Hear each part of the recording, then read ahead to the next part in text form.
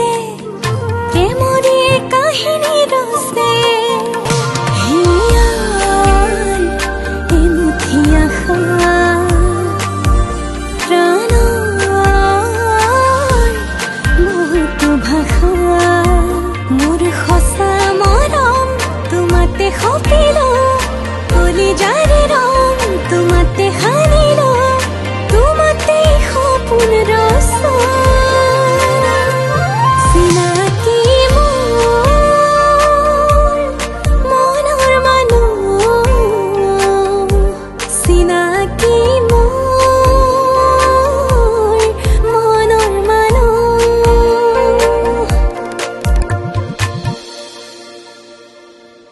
তই ফাঁকি মোক দিয়া নাছিলি নিজকে দিছিলি যাৰ বাবে তই আজি নিজেই অনুতপ্ত আপোনজনক দুখ দিয়াৰ পৰিণতি হয়তো তই এতিয়া ভালদৰে বুজি পাইছ তহঁত আজিৰ প্ৰজন্ম আপডেটেড প্ৰেম ভালপোৱাবোৰ তহঁতৰ মোবাইলতে সীমাবদ্ধ থাকে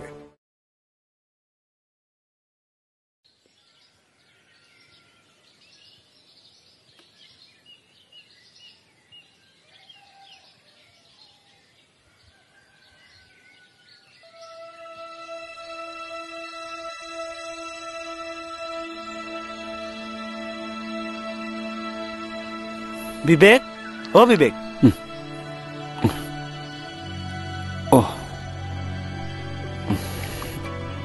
কি হ'ল ক চাল্লা তই দিন দুপৰতে আহিয়ে পাৰ্কত শুই আছহি ৰাজেতো শুব নোৱাৰিলো সেইকাৰণে ইয়াতে আহি শুই আছোহি কি জানিবা মনটোক অলপ শান্ত কৰিব পাৰো তই মানুহ ভয় খুৱাই মাৰিবি অ তোক কেইবাৰ ফোন কৰিছো চাচোন ইয়াত আহি বিন্দাছ শুই আছহি মই মোবাইলটো চোৱাই নাই চাইলেণ্ট হৈ আছে ৰচোন তোৰ মনটো ইমান অশান্ত হোৱাৰ কাৰণ কি ঘৰত ককা আৰু ছায়া মোৰ পৰা আঁতৰি ফুৰিব খুজিছে কিয়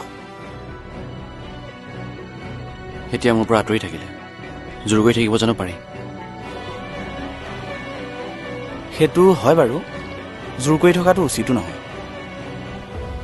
সেইবাবে মই লাগি নাথাকো বুলি ভাবিছো কিন্তু মগজত এনেকৈ ভাবিলেও মনটোৱে মানিব নোখোজেচোন তোৰ অৱস্থাটো মই ভালকৈ বুজিছো বিবেক কালিৰ পৰা দেখোন এই চকু পানীবোৰ ৰবই খোজা নাই পাৰ ভাঙি বৈ আহিব খোজে কাৰোবাক হেৰুৱাৰ ভয়ত যেতিয়া তই উজাগৰে ৰাতি কটাইছ নিবিচৰা স্বত্তেও তই কান্দিছ সেয়াই ভাল পোৱা বন্ধু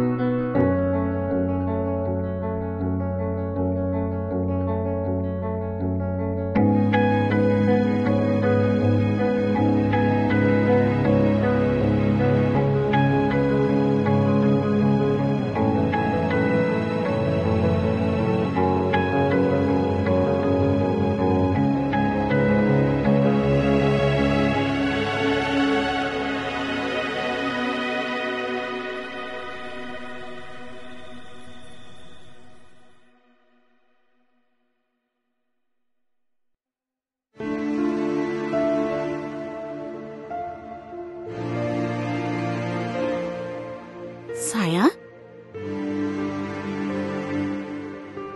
জেঠাই তোমাৰ এই খবৰটো পাই বৰ ভাল লাগিছে জানানে এইটো সময়ত তুমি কিন্তু সাৱধানে চলিবা দেই আৰু তুমি সুস্থ হৈ থাকিলেহে আমাৰ আহিবলগীয়া কণমানিটো সুস্থ হৈ থাকিব হ'ব জেঠাই বাহিৰলৈ কিন্তু বেছি ওলাই নাযাবা দেই আৰু কামৰ কথাটো একেবাৰে নাভাবিবা যদি কিবা লাগে তেনেহলে মোক মাতি দিবা মই তোমাৰ কাষে কাষে থাকিম ৰবাচোন ৰবা ঔষধ পাতিবোৰ খাই আছানে খাই আছো চাবা দেই ঔষধ পাতিবোৰ নিজেই মনত পেলাই খাবা কিন্তু কিমান যে ভাল লাগিব নহয় ঘৰখনলৈ পুনা এতিয়া আহিব আমি সকলোৱে খেলিম ফূৰ্তি কৰিম আৰু ককাইদেউৰ মনত কম শান্তি পাবনে কিন্তু মোৰে বাপলৈহে খং উঠে সিটো এইখিনি সময়ত তোমাৰ কাষত থাকিব লাগিছিল ন হ'ব দিয়া এতিয়া তোমাক মই বেছি আমনি কৰি নাথাকো ভালকৈ শুই দিয়া তুমি দেই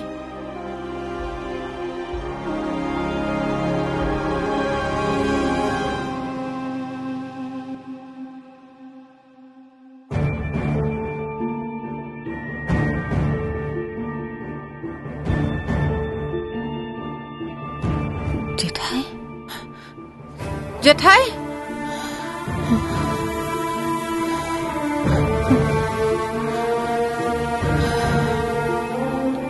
চোৱাচোন ইমান দেৰি হ'ল ওচৰত ফাৰ্মাচী এখনো নাই তাকে তুমি আকৌ অকলে আহিম বুলিহে কৈছিলা ৰাস্তাটো চোৱাচোন কোনোৱেই নাই গাড়ীবোৰো যে নহয় ভালকে দেই ভালকে দেখিছানে এইবোৰ কেনেকৈ যে চলাই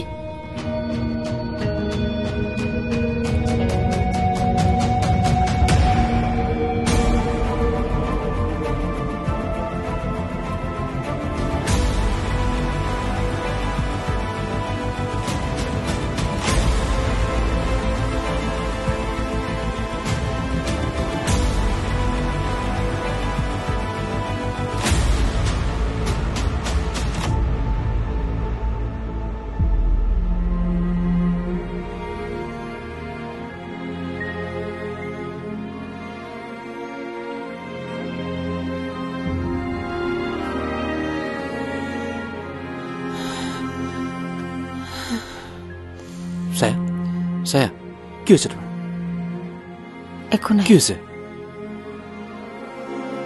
তুমি কিয় এনেকুৱা কৰিছা মোৰ লগত মোৰ পৰা আঁতৰি থাকিব কিয় বিচাৰিছা কি হৈছে তোমাৰ খোলা খোলিকৈ কোৱা আৰে মোলৈ চোৱা মোৰ ভুলখিনি আঙুলিয়াই দিয়া কি ভুল কৰিছে আপুনি মোতকৈ ভালকৈ জানে মোৰ ভুল হৈছে মই মানিছো আৰু সেই ভুলৰ বাবে মই তোমাৰ ওচৰত মাফ খুজিছো অম্লানে মোক সকলোখিনি কৈছে এই সন্তানটি যে আমাৰ মই গম পাইছো সেইবাবে আপুনি মোক বিশ্বাস কৰিলে কিন্তু এই প্ৰমাণখিনি নোপোৱা হলে আন মানুহৰ দৰে আপুনিও মোক সন্দেহ কৰিলেহেঁতেন বহুত স্বাৰ্থপৰ আপুনি নিজৰ স্বাৰ্থৰ বাবে ব্যৱহাৰ কৰিলে মোক মই স্বাৰ্থপৰ নাছিলো কিন্তু ভৈৰৱীৰ চক্ৰান্তত পৰি অলপ সময়ৰ কাৰণে হ'লেও মই সেইবোৰ বিশ্বাস কৰি লৈছিলো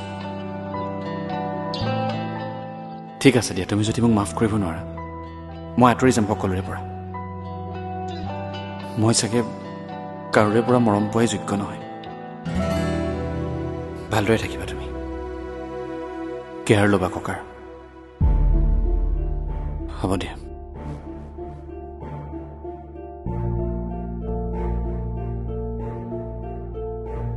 বা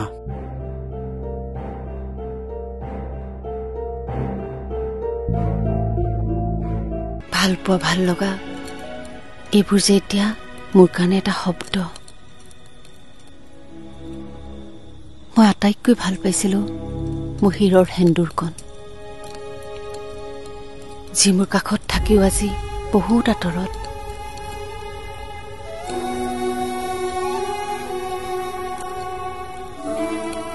মোক ক্ষমা কৰি দিবা ছায়া মোৰ বাবে তুমি বহুত কষ্ট ভুগিব লগা হৈছে তোমাৰ এই শিৰত দিয়া সেন্দুৰকণৰ মই মূল্য ৰাখিব নোৱাৰিলো এতিয়া যে মই তোমাক সেয়া মুচি দিবও ক'ব নোৱাৰো তেনে কথা কেতিয়াও নকব।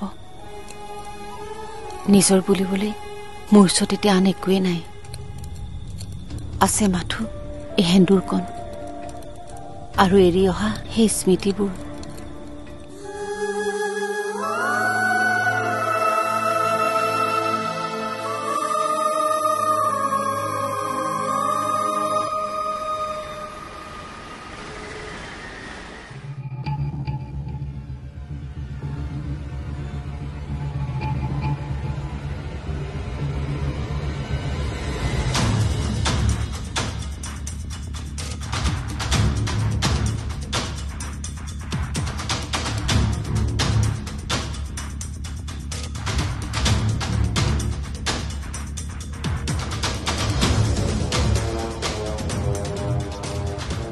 ৰবাচোন হল কৰা। ঐ কি লাগে তহঁতক? কি ফেচাৰ দৰে চাই আছ? তই মানে আপুনি? মই কি হল? তহঁত চোৰ নেকি? চোৰ আমি নহয়। দেখাততো তহঁতক চোৰ যেনে লাগিছে। অথনিবা মোৰ ফালে কি চাই আছ? তহঁত কেনেবাকৈ মোবাইল চোৰ নহয়তো? এই আমাক চিনি পোৱা নাই। আপুনি আমাক চিনি পোৱা নাই নেকি মেডাম? তহঁতক মই চিনি পাবলৈ সলমান খান নেকি তহঁত? কি লাগে তহঁতক? একো নালাগে মেডাম আমাক। আমি মানে এনে ৰৈ আছো ন। এনেই ৰৈ আছো মানে? পাগল নেকি তহঁত? বল যাই দিম। এই পাগল কেইটামানে কিবা কিবি বকি আছে। বাৰু বাদ দিয়া, তুমি কোৱা। ঠিক আছে হ'ব। বছ ছায়া যে আমাক চিনি পোৱা নাই, তাইতো আমাক দেখাৰ লগে লগে চিঞৰ বাখৰ কৰিব লাগিছিল। আৰু পুলিচে আহি আমাক জেলত ভৰাই থব লাগিছিলে। বৰো ভালহে চিনি পোৱা নাই।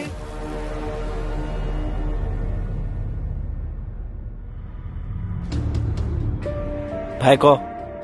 ঐ প্ৰীতম, মোক অলপ পইচাৰ প্ৰয়োজন হৈছিলে। পইচা তোক? কিবা নতুন বিজনেছ নেকি? ধেমালি নকৰিবি। মোক অলপ দে না পইচা, বাহিৰলৈ যাম বুলি ভাবিছো। মই একো বুজি পোৱা নাই। কি কৈছ তই? কি হৈছে কচোন ভালকে ক। কিবা প্ৰব্লেম নেকি?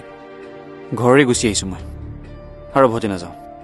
মই ষ্টেচন গৈ আছো, অলপ পিছতে ট্ৰেইন আছে। 50,000 টকা দি হেল্প কৰ না। টকা বাৰু তোক মই দি দিম, কিন্তু তই এইটো কিয় কৰিবলৈ ওলাইছ? চা ভাই, তোক মই ইমান বুজালো, সকলো ঠিক কৰি ল। আকৌ কি হ'ল বাৰু কচোন? মই সকলো ঠিক কৰিবলৈ চেষ্টা কৰিছিলো, কিন্তু নাই পৰা। কোনেও পাত্তা নিদিয়া হৈছে ঘৰত মোক। ভৈৰৱী, ককা, ছায়া, মই সকলোৰে পৰা আঁতৰি থাকিম। আৰে কি হৈছে বিবেক? কথাটো ভালকে বুজাই ক।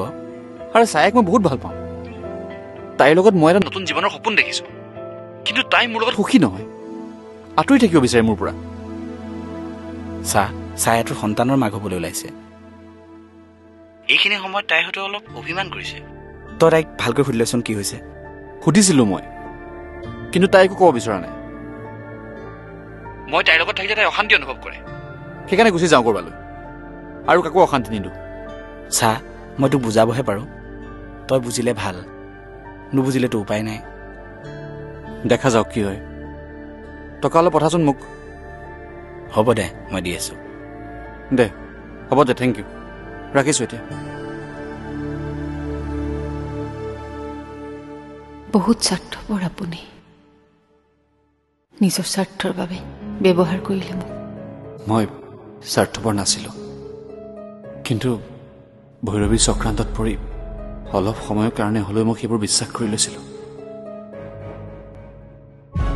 ঠিক আছে দিয়া, তুমি যদি মোক মাফ কৰিব নোৱাৰা, মই আঁতৰি যাম সকলোৰে পৰা। মই চাগে কাৰোৰে পৰা মৰম পোৱাই যোগ্য নহয়। ভালদৰে থাকিবা তুমি, কেয়াৰ ল'বা ককাৰ।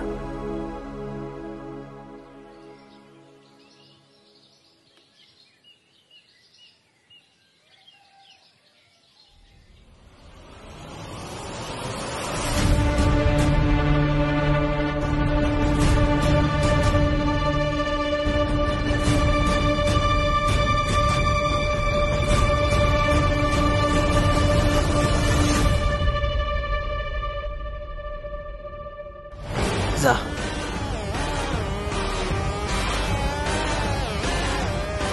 কোন কোন হয়